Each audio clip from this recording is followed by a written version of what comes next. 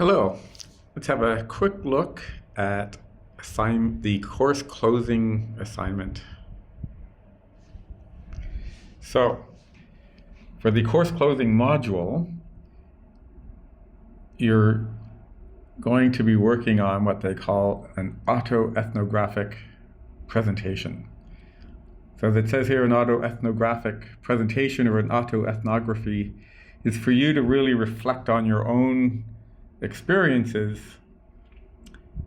and practices and show how those have influenced your understanding of the use of technology and the more broad concept of digital literacy. And so you were invited here to do a 10-minute presentation, so it's quite long.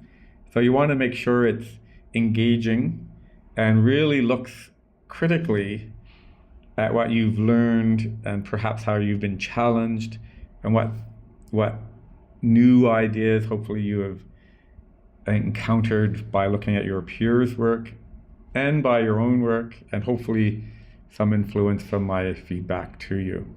You can sign up to work in a group here, and I also gave you some opportunity in one of our announcements to sign up for groups as well. And so the format, again, we're really looking at a multimodal experience. We're really encouraging you to explore some of the different technology tools that you can use to express yourself to your students. And I'm really quite partial to this. I think this is a great way for you to explore some tools to really convey and understand how you can better or at least differently construct knowledge with your students. I think that's a key element.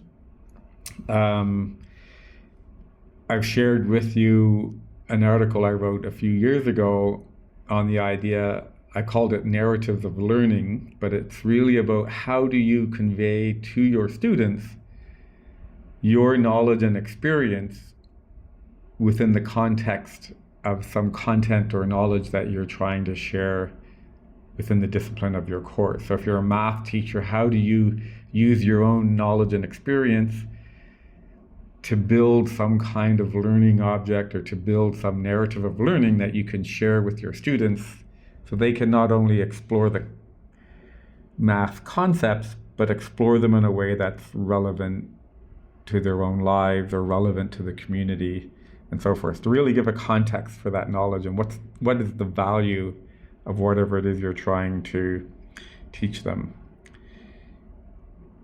So what learning tools did you explore? How are your experiences with that tool connected to the literature?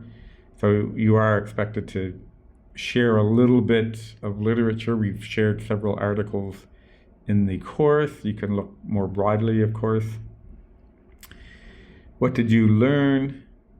Why is this significant and relevant to your own practice? So I'm a big fan of learning for the sake of learning, but as a teacher and as an educator, what is the value of that to my students? And what is the value of whatever I'm bringing into my classroom? What's the value of that knowledge and activities and experience to my students? So what are the implications of your new knowledge for practice, for your teaching? You might take a stance, come down on one side or the other of a particular issue. Assignment 2 was great for that. There was a lot of discussion about social media and who's responsible for managing online information. And don't forget to use your POUR principles. And so the audience, and this is quite important, it's your learning community, so your colleagues in this course. Many of the other assignments, especially with assignment 5, the audience is your own students. In this case, your audience is your colleagues, and of course could also be your colleagues at your school. So if you're teaching in an early childhood setting or in a high school setting, think about the issues that your colleagues might experience as well, and how might you be able to instruct or share with them some idea of how to manage some of the issues that you've face, because they probably would be facing similar issues. Post it to the discussion forum. It does say to comment on at least 2 of your peers' presentations, but it's due on the last day of the course. So I strongly encourage you to look at your peers' presentations, but you may or may not have time to comment on them. All right, that's it. Thank you so much.